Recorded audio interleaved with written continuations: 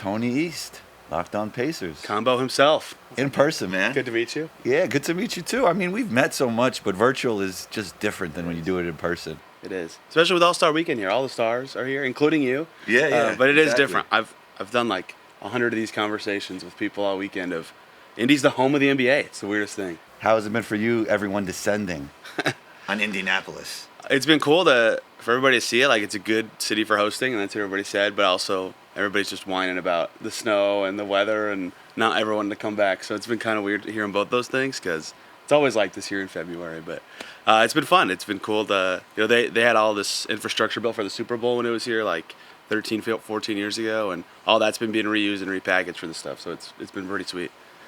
Have you been doing a lot of like interviews with players, and how's that been going? What have been like your biggest takeaways?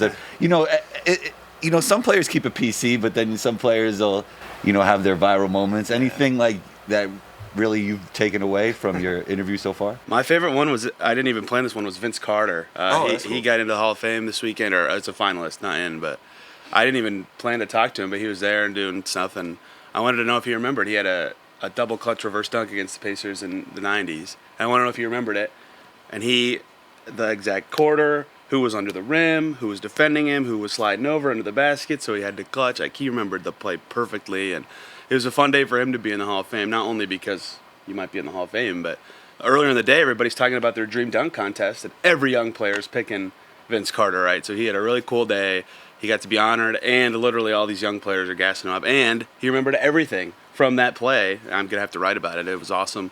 That was very impromptu, though. I got to talk to Obi Toppin yesterday one-on-one for a while at a deli. You're a New Yorker. You can appreciate Obi Toppin. But there's not a lot of delis out here. No, it was a pop-up. I was walking through Indianapolis, and there's no bodegas. We call them bodegas in New York. And there's no delis, but there's a bunch of sushi spots. A bunch of sushi spots. I don't even like sushi. What's the sushi Indianapolis connection? What is that? The sea, the seafood's got to be right here, obviously, in the middle of the Midwest. Yeah, I don't know what's up with that. But Obi was very excited. He said it was actually pretty good. He called up the owner. He said he's going to go, and he gets back up there. So, yeah, those are two fun guys to talk to. But Vince, I mean, a legend, like, so many iconic basketball moments. Yeah. I didn't even plan to talk to him. It was sweet. You mentioned the dunk contest. All-Star Saturday was yesterday. I was in the building. It was interesting. I mean, the biggest takeaway for me, the funnest part for me, was Steph Curry versus Sabrina.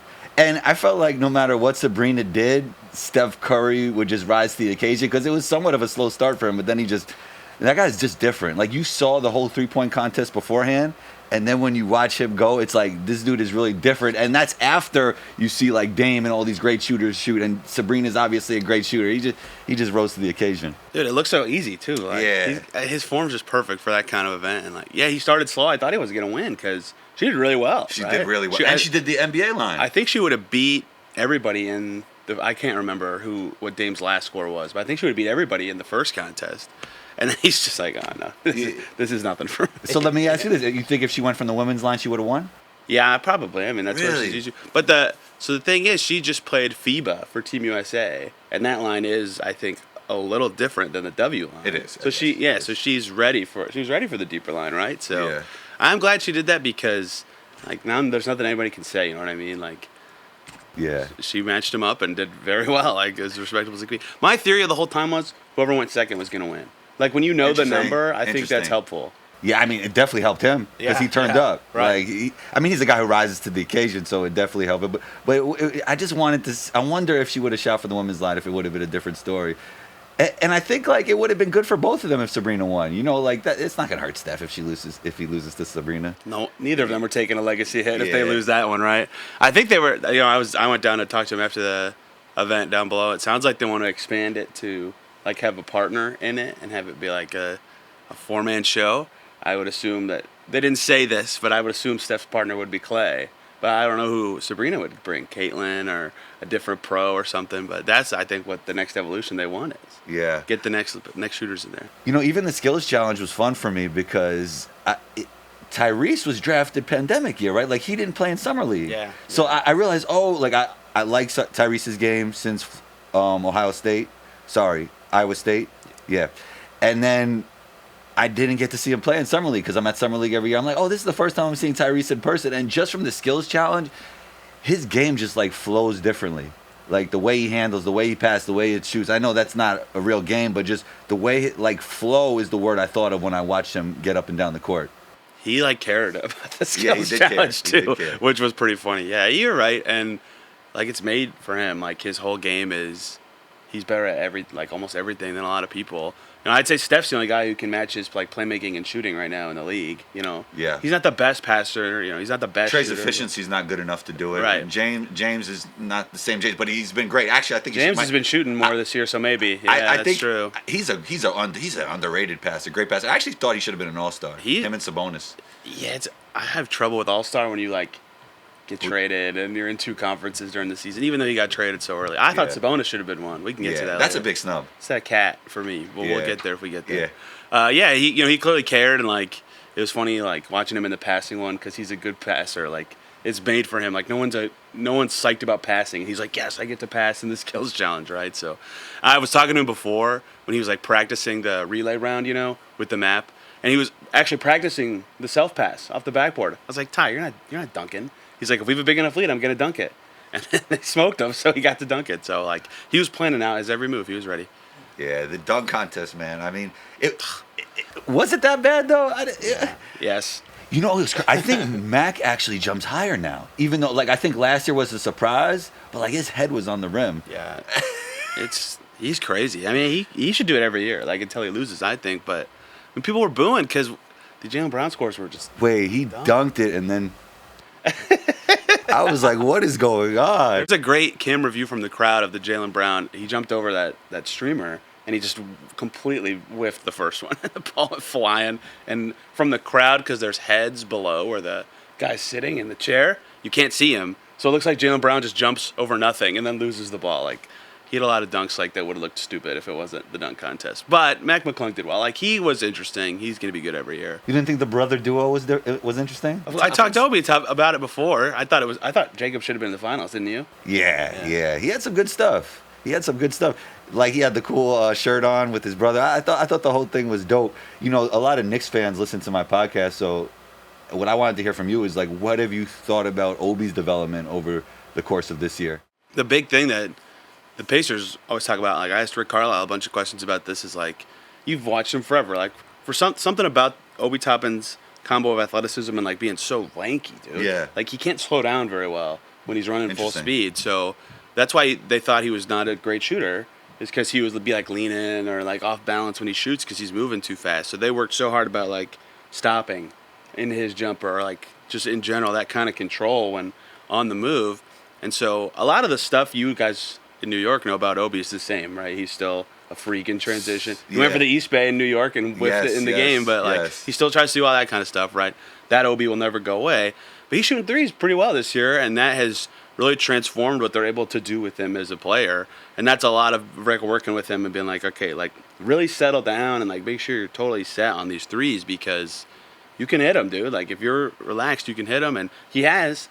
And that's made him so much more valuable than just some dude who can run in transition for them and come off the bench. He started for a lot of the season, and with Pascal here, he won't anymore. But he's been valuable to them, and I think that's been the biggest part of it. And they've been really harping on rebounding with him too, because they're a terrible rebounding team, and he can get up and get them. So those two things have really stood out about where he's kind of fit in ways I didn't expect, because when you have athleticism like that, it's going to be everywhere. No matter where you play, that's going to stand out and shine. So to add other little things, I actually wasn't that high on that trade when they did it. Really? Now I get it more, because if they believed in him as a shooter at all or a rebounder, it makes a lot more sense. But yeah, at first, they didn't need another yucky defender on their team. They can't stop you and I. They can, but they're that's so. You mentioned his athleticism, and that's interesting because there's different facets of athleticism, but he gets off the air, he gets in the air so well, jumps so high, but then when you look at the lateral movement, I remember covering him in the draft, it wasn't great. No. It's still not, right? And that's what tight hips maybe. That's what holds him so much on defense. Yeah. He's really upright all the time. And I think the hips are a big part of that, right? So if someone can like a TJ McConnell guy who's got this low center of gravity, is fast, they're just getting right, and they're on the same team obviously, but they're just getting right by him every time. So being a better rebounder and shooter, they can play him at the 5 some, and then he's guarded the 5, right? So that's a lot easier too, and they've just figured out a role that makes sense for him. I don't know what with Jarris and Pascal long term how they feel about him, but right now, fitting in well and looking better than he did before. And that's what he even like when he guarded. He was their matchup choice for Wembanyama earlier this season. He did a really good job. Really? Like, he's had a few, Why do you think versus Wemby he was okay? because Wemby's so tall, he can't get low and like get side to side very well yet. You know, I mean, maybe recently you've seen Wemby. I saw him get low before, bro. But I set alarms to watch the Spurs, dude. He's like, it's unbelievable. But early in the season, and it was the Spurs' first back-to-back. yeah, and probably Sohan was playing point guard and all that stuff. They were like a joke. Back then, he actually did a really good job on him, and that was like impressive to me. He's had a few. It's not often, but he's a few games like that. We're like, oh, Obi's kind of defending, but yeah, I think the shooting in particular is the biggest thing. We're like, oh, okay, this is, and then even if he goes to another team, that's gonna matter. Yeah. Speaking of trades, I felt like the Pacers didn't get enough for Buddy Hield. Yeah, well, I just thought that was strange because you trade 3 firsts to get Pascal. Like, you're trying to be better right now, and then 3 weeks later, you're trading away Buddy Hield. So it's been reported by a couple people now, like, he kind of wanted to be traded. I think financially it makes sense for him to be somewhere that, you know, they're going to need his bird rights to pay him next year in Philly, and his role is going to be way bigger there than it was with the Pacers. 100%. Like, the weird thing that, and I get why people didn't notice this because it was only one game, but the only time post the Siakam trade the Pacers were fully healthy as a team was 2 games before the trade deadline, and Buddy Hield played 11 minutes. Right, and like that's what his role was going to be with these guys, and so if he also like welcomed a change of scenery, it kind of made sense for him to explore. Even though I still think they should have tried to ride it out with him if they could have, because people are afraid of him, right? Like off the ball. Yeah. Oh yeah. Holding his Gravity. jersey, chasing. I mean, the Sixers really needed just the volume of shots and the efficiency on top of that. Like the Sixers just don't get enough threes up. So have you watched him since the trade? He's killing it. Yeah, he's great. I mean, he's a really good player, and a lot of it's situation for him. You know, like a different situation could change everything. When you have a player that just fills a gap in that way, and that's what you need, like sometimes it just really pops. Yeah, and so I wonder if knowing all that about the trade and it happening, And also, you know, the Pacers have enough shooting in a way. You know, but Pascal's their worst shooter that plays. yeah, is crazy. but he brings so much. And I know the record's only been 8 and 10 in the last 18 games, right? But he fills a lot of gaps at the same time. And him and Halliburton minutes have been good. I'm sure we'll talk to him. Oh my God, they're like destroying everybody. Their bench has been so bad since the trade for some reason. But with Buddy, so I wonder with all that stuff, like if their goal is let's just get the best draft pick we can and call it a day because.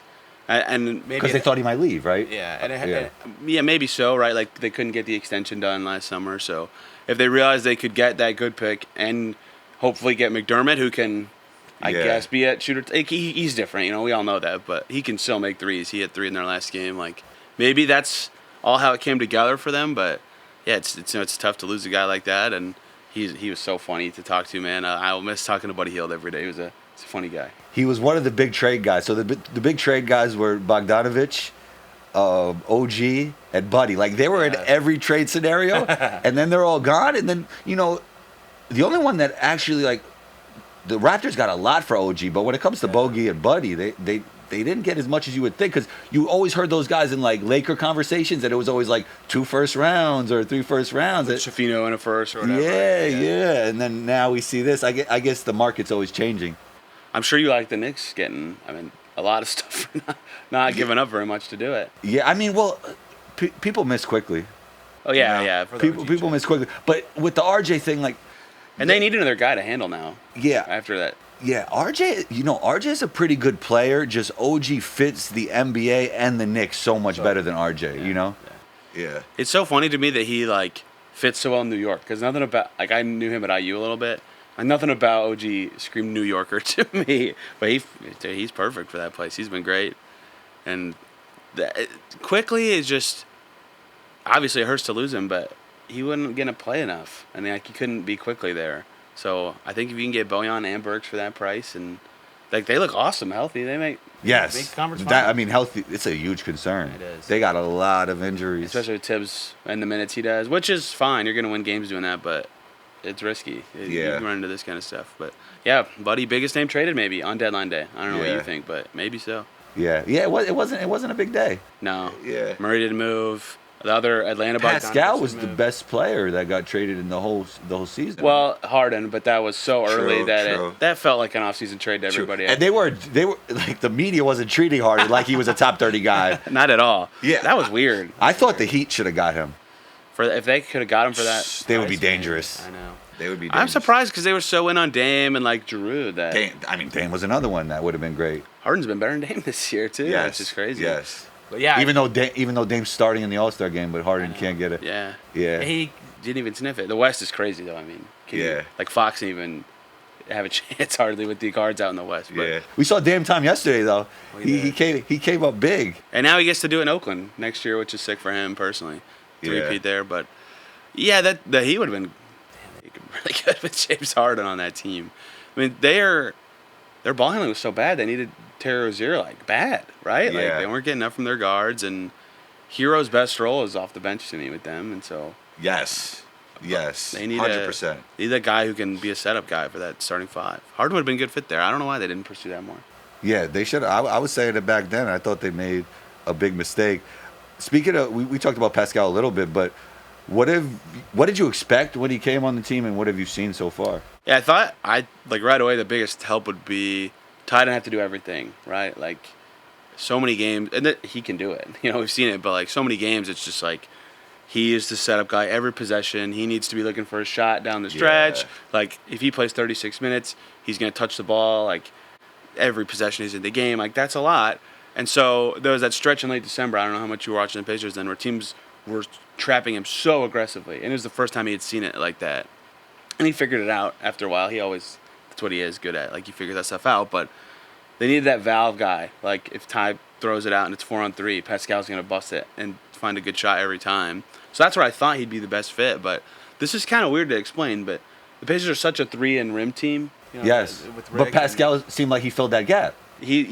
everything else, right? Yes, yes, and yes. and he's so good at them that it's a good shot for him to shoot from the elbow or any mid-range shot, Right, honestly. right. But so just like if you're a team that's just so locked in on you can't just drop to get to the rim easier, you can't just be flying out to shooters all the time because there's this guy who can catch it from 15 feet, do 2 dribbles, turn, shoot over you, and it's like a very efficient shot. And I don't know what the right word for it is because that breakup of styles almost seems like it shouldn't help, but it does, right? It makes it just harder for a team. to Also, show in the defensively. playoffs, I mean, Oh, yeah, that's late gonna game be- situation, shot clock's going down. You can't just always play rip and run basketball. Yeah.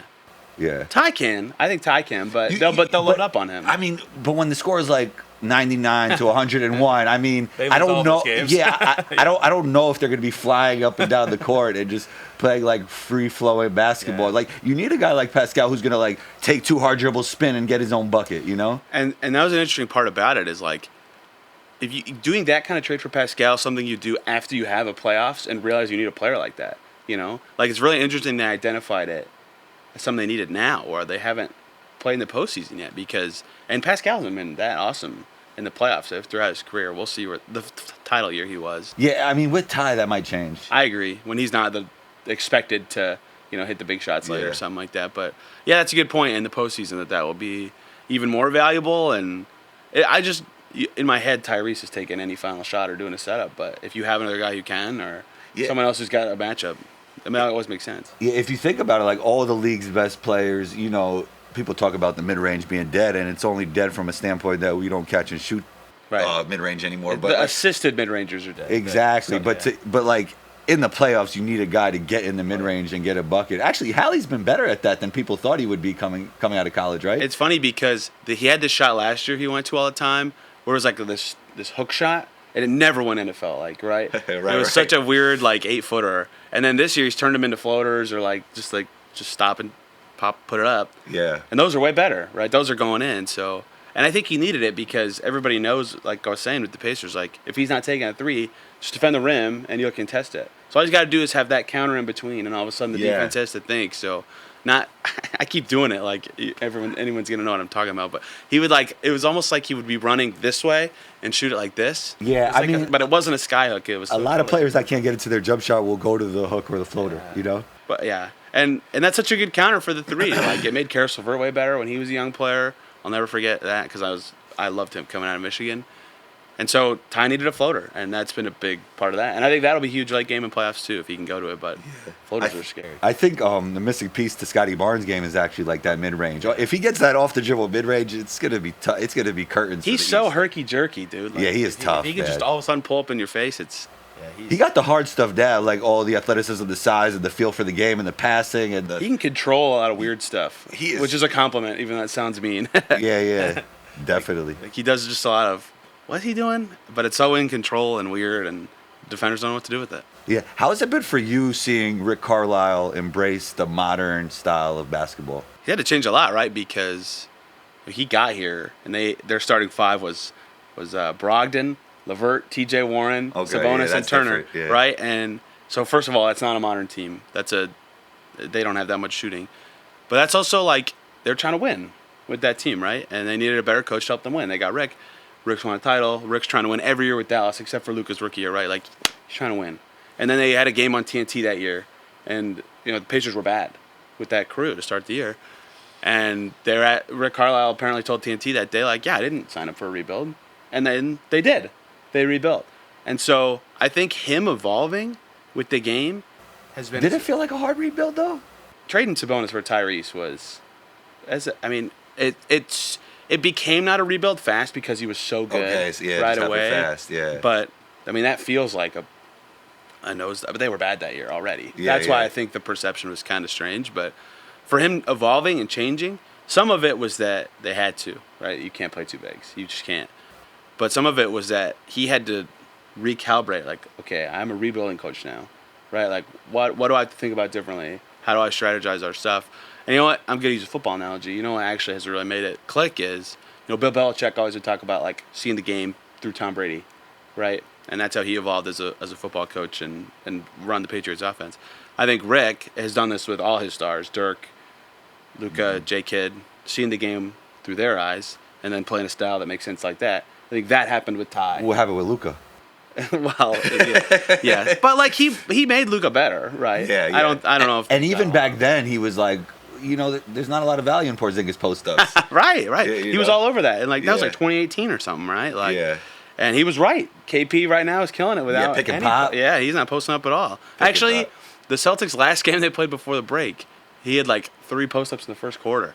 They were just dumping it into him. I forget who they were playing, but so I think he realized, like, okay, this Halliburton, his vision's unbelievable. He's so good in transition. He's so good in the open floor. No one can run with us. That's what we'll become. We'll become that kind of team, and he figured out how they could be that and what they needed to be to play that well.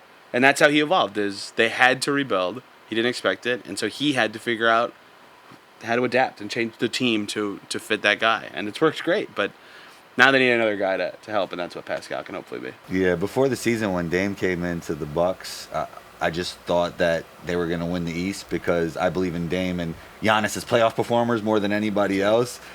Do you feel like they'll get it together at some point? I mean, I thought that a lot. Like they were 16-5 or something, right? And I had watched them probably 5-6 times at that point. Never was impressed, not a single time, even though they'd win. Like they had a game against the Mavs. I was like, okay, that looked good, but they would always like win by 3 or like some random guy would have a nice game or a terrible game for the other team. It was just strange. Like they never felt that good. And then they finally got a little threatening, and then they fired their coach. And so now it's like a whole new thing, and I get why they did it, but something's been off with that team, and like Portis and Connaughton haven't been as good as they need them to be for sure. But that's like not the headliner to me. Dame hasn't been as efficient. His 3 is at 34.5 or something this year, and I think he's learning to play off of somebody else. He's never had to do that ever. But I want to say I think they'll click for the same reasons you do. Like those guys in the playoffs are fantastic. We've seen it with Giannis winning the championship already. But that team's old and they haven't clicked at all. So I'm almost like running out of time for that belief. Yeah, and the defense hasn't been great. But how? I don't get that. Like I get that they lost Drew, but you shouldn't be going from... They changed the schema originally. Yeah, and then they went back to dropping more, but even then they haven't been better, right? Like that's an adjustment, just getting back to what you were doing before. So I was at Vegas for the in-season tournament, right? And like 3 times when the Pacers played the Bucks would score, and then the Pacers would just throw it in, turn and look up. Isaiah Jackson's wide open after a make in transition. Yeah. Like they're lost in transition defense. It doesn't make any sense. They're a veteran team. You know, if they were young, I'd be like, okay, whatever. But how do you lose like that? It's just like they're not paying attention. If that makes any sense. Like I know Drew's an amazing defender, but I wouldn't think that losing him would just make everybody a disaster. I don't think that's The only reason. It's not. It can't be. Yeah. Just because he left doesn't mean that's the reason why their defense is terrible. You know. Going from second to what are they, 22nd or something crazy? It's nuts. Has it improved a little bit since Doc? Their first game they played Denver, right? And I think they lost. Well, they did beat Denver recently. They needed that because they have some terrible losses in this stretch. Like that Heat game they played, no Jimmy at home, and they got just throttled. Oh man, that was awful. But they only gave up like 113 to the Nuggets. They lost by 4, I think, 5. And Doc was like, "Yeah, it was an offensive loss. We'll figure that out." Yeah. But they haven't. I think they're 4-6 since they hired him. Yeah. So I don't know. Like at some point, it's a new coach. Like I'll give him time, but at some point, it's like if the new coach can't fix it either, it's a players thing. So either they gotta step up or figure out some schematic thing because I thought they'd be better too, but they're like creaky. You know, they're old. They need like an athletic dude. I don't care who it is, just some guy who can have some bounce and run. Yeah. I don't know who it is, and they obviously can't trade. I mean, yeah, and that's usually not in the buyout market. No, never, never. You know, usually you got like a vet. Another creaky guy, right? Yeah, exactly. So and Giannis is bouncy kinda, but not like in the you know what I mean. There's a difference between his athleticism and what they need. But yeah, I don't view them that threatening anymore. I still think they'll probably win in the first round, but I'd probably pick Knicks, Cavs, and Sixers and Celtics over them in the second round right now. I mean, I think most people would have the Celtics winning it all in general. Yeah. Like 4 games better than everybody right now. It's Yeah, but Cavs are actually hotter recently. Didn't they win like 17 of 18? I think I'm picking Jokic over everybody in the playoffs after last year. 100%. Even the Celtics, but 100%. that Celtics series would be hard to pick. I mean, dude, I mean, if Jokic plays like he did in the playoffs and the finals, no other team's winning. Yeah, exactly. Like you can have one good game, I think, against the Nuggets, but then Jokic figures it out, and then you're toast because now you're trying to figure him out. And you're on the back foot. It's over, right? Like that's what made the Suns winning 2 games was actually very impressive to me. Like that. I never believed in them. Like from the beginning, I don't know. I feel like if you keep those 3 together, maybe next year you have a chance. But I just don't think you could throw those 3 guys together without like enough depth. And the depth got better actually after the trade deadline. But I just felt like there was a redundancy in skill set, and they would really have to figure it out. So I think the 2 teams with the best chance to beat Jokic would be them and Dallas. I see what you're saying. Because I see what you're saying. That they could just like have offensive nights. You know what I mean? Like no one could stop. Like the Kings won't beat Denver because they're going to try and beat Denver by being like Denver. Yeah. But the perimeter guys of Phoenix and like, yeah. I mean, it's hard to pick against Luka, even though he hasn't won anything. It's just he's so good. Like I think those 2 teams would be the toughest 2 for them in a playoff setting, more so than Boston. Even though Boston's the best team by a good amount right now. I mean, they're just throttling everybody. Yeah, Boston is. I don't know. Miles said last night he thinks Boston's the best team. Yeah. They played this year. Yeah. Wow, that's interesting. He played against Denver twice. Yeah. He's previously said on I forget what it was that the Jokic the Schomburg shuffle is the hardest shot to defend in the league. Of course. And I mean everybody's gonna say that. So like to have that respect for Jokic and then say no, the Celtics were the hardest team. They beat Celtics twice, right? Yeah. I think players think the Celtics are the best team, but I'm not picking against Jokic until he loses because no one stopped. That starting 5 is perfect for him. Like he's just gonna tear everybody up. Yeah, who do you believe in more, like to make a deep playoff push, the Lakers or the Warriors? Can I pick if they're gonna make it? Like they're gonna play in the first playing game, right? Like it's crazy.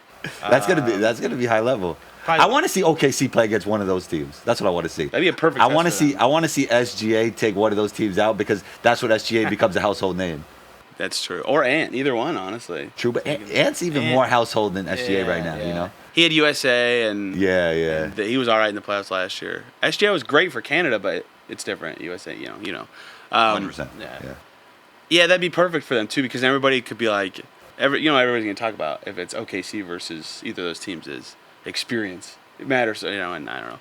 I believe more in the Warriors than the Lakers because one, they have the track record, obviously, but now that Kuminga has been, holy smokes, he's been good for the last. But they tried to trade him for LeBron, right? I mean, he probably would have had to be in there. 100%, right? 100%. I actually am looking. Would you do that if you were the Warriors? Trade for LeBron or trade Kuminga for LeBron? You mean? Kuminga in a package, for LeBron. I would. Yeah, I probably would. Yeah. I would. That's funny to imagine. Yeah. Yeah. Well, I picked the Warriors. I think. I mean, again, Kuminga better. Wiggins is playing okay. Now Yes. again. Yes. And not good, but okay, which is Yeah. enough for them. And Clay came off the bench and dropped over 30. I wonder, what do you think they'll do now? You think they'll keep him there? The thing is, though, like, what would be his trade value? Did they have a choice? You know, it's always interesting. Pods is so good. It's always interesting. Like, this happened with D'Lo, and this happened with Randall before, too, where it's like, when they're playing bad, everybody wants to trade them, but that's when you could get the least. Right. Like, you kind of, don't you want to trade them when they're on trending upwards? Yeah. You know? Well, Buddy for the Pacers this year was shooting 38% from three, which is still good. Yeah. But, like, not. But for him. It's not good. great. Not good for him, right? So all these fans like, you gotta trade this guy. He's playing like crap. I'm like, who wants him? If you're saying he's this bad, why would somebody want him? You know what I mean? Yeah. Like, He's obviously still valuable. So yeah, I don't think they can trade Clay, but Pods has been so good, like starting for them, and You think he got star potential? he's good, man. He's Yeah. good. Yeah, he is good. His career path makes no sense. He was not good at Illinois, and then just all of a sudden is like this awesome player at Santa Clara, and should have been a lottery pick. All of a sudden, like, who is this kid? But he's great. Yeah. So all of a sudden they got some interesting young guys, and everybody's in the right role. Maybe it'll click. I think they need Looney to be better though too, to like, I don't know if that's happening. and I don't think it will. But Yeah, for, I think there's probably a better chance of like Wiggins and Clay heating up. no, even if they do to win a series, if they have to go Draymond at the 5 all the time, Yeah. I don't know if they can do it. Yeah. They're older. Yeah, let's finish with the Pacers. What were your expectations going into the season? Have they changed now? They got Pascal now. And, like, what would you consider a successful season here on out? I thought they'd be like a 500 team, and then maybe squeak in playing. They all wanted to make the playoffs before the year, so I think it makes sense that they ended up being buyers. But they're definitely better than I thought, right? But they're weird. I don't know how you feel about this. Like, since you used to play, they beaten Boston twice, beaten Milwaukee 4 times, beaten Cleveland twice, beaten Philly twice, beaten the Knicks twice. Their top end is like, oh man, this team could beat anybody. And then they've lost the Wizards. They lost the Hornets twice. They lost the Blazers twice. Right? Like, that's what makes it so hard to pin them down. Is at their best, they're clearly better than their record, but they can't beat these crappy teams. Even at home, they lost to Charlotte and Portland. So it's hard for me to exactly pin down what they are, because record-wise, they're better than I thought they'd be. They're going to be an over 500 team, but I don't know what I think they can do. I think when you play fast and you shoot a lot of threes and you play into the variance. analytics, there's more variance. There is. Yeah. But you still got to be beaten. You know what I mean? There's got to be like an adult factor to it. You know what I mean? Like, they're a young group still. But Well, I think Pascal was that guy to come in and, be that. He's not really that analytic type player. He's like more of that, traditional star, really, in a lot of ways, that is true. It's almost like the Hornets are good. They lost the Hornets like last week. I know. Oh, the Hornets good now. It's so weird, but they're like Let me tell you, no, they're not good. 3 in a row, bro. You're not of assignment. But you don't like. It's part of the reason why we were seeing 70-point games. It's just a lull before the break. and they'll win some more games probably when the playoffs are about to roll around. When people start. That's true. Yeah. But so for the Pacers, like, I think now they're trying to get 6th, or maybe even higher with Embiid out for so long. They can do it. They're good enough. Their schedule's really easy in the rest of the season, but they haven't earned the right for me to say that, because they lose to bad teams, right? So it's hard to say, like, oh, their schedule's easy. They could lose to anybody with that. Yeah, it is high variance for sure. So I think they're better than I thought. They're a little ahead of schedule. They were already better when they got Pascal, but it's hard to pin down exactly what I think they can do in the playoffs, because if they can, whoever they play, if they're 6th, whoever is in the top 5, they'll have beaten them multiple times. Yeah. The season. But I still wouldn't pick them to beat anybody in a playoff series, because they haven't been there yet. And over half their rotation, right? Halliburton, Jalen Smith, I should be quicker with these answers. Nembhard, Mathurin, Neesmith, they're all in their first 4 years in the league, right? Yeah. Like, even if they have some experience, they haven't all together for that long and haven't been in the league that long to, like, be ready for that battle together. I think they'll do well, but I don't think they can win it. You think Rick needs to narrow down the rotation going into the playoffs? I mean, everybody narrows it down in the playoffs, but just like, I got my core 7, core 8 guys. It's hard to figure out who they'd cut out, because like the last time they were in the playoffs, it was T.J. McConnell, but then they're like, Nah, they need him. they do, Yeah, which they is do. weird. Yeah. They need him to play, even if it's just 10, 15 minutes, right? And the other guy would be Obi, who also is in the first 4 years that I just talked about. He's been in the playoffs with the Knicks, but Yeah, if I'm picking between TJ and Obi, Obi, right? yeah. And I like Obi, but And then it's just Pascal, Neesmith, and there's your whoever else. He's been good. He's been good. It's been great this year. Yeah. Yeah. I'm surprised he's not getting most improved, but I actually know why he's not. But so I think they're gonna be 6th, 7th, or 8th, and I think the whole story for them in the second half will be can they stay in 6, or even maybe get to 5 and catch Philly. But I don't think they can. So is the highlight of the season the mid-season run? That's it. Like high variance Pacers, man. Like Yeah. They could be. they could beat anybody. They would be good in a March Madness style, which the Yeah. in-season tournament kind of was. was, Yeah, yeah. yeah. Did you like the in season? Yeah, It was man. awesome. It was like I thought it was a good idea, and then when it went all the way through, I thought it was a great idea.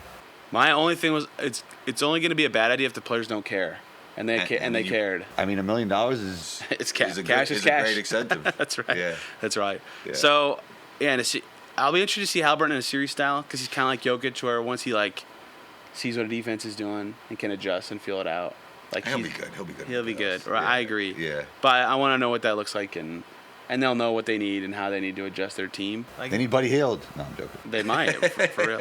But even if they lose, like as long as they don't get swept and get embarrassed, like they're gonna learn a lot about themselves, which I think is valuable. It's so dumb to say that, right? Losing will be fine, Yeah. but they're so young and that they need that. And what do you think they need to look to do in the offseason, no matter what happens this year? Yeah, they need their 2 spot figured out, right? Yeah. Do they think it's Ben Matherin?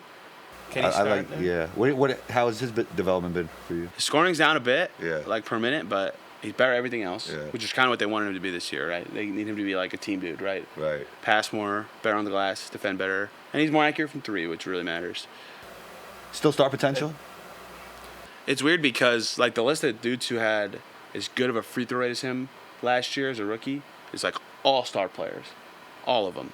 It's so rare that rookies. And you can get think he one. can still get to that level? But he hasn't this year. Oh. So that's what I said going into this year. Is like Yeah. if he gets better at passing and shooting and can still get to the line that well, yeah, he's gonna be a star. But that hasn't happened, right? So I think he's trying to figure out how he can be Ben Matherin, this just like tough ass, score at the rim, get to the line kind of dude, and still be a winning player for the Pacers, which does not require him having the ball that much because they have Tyrese Halliburton on their team, right?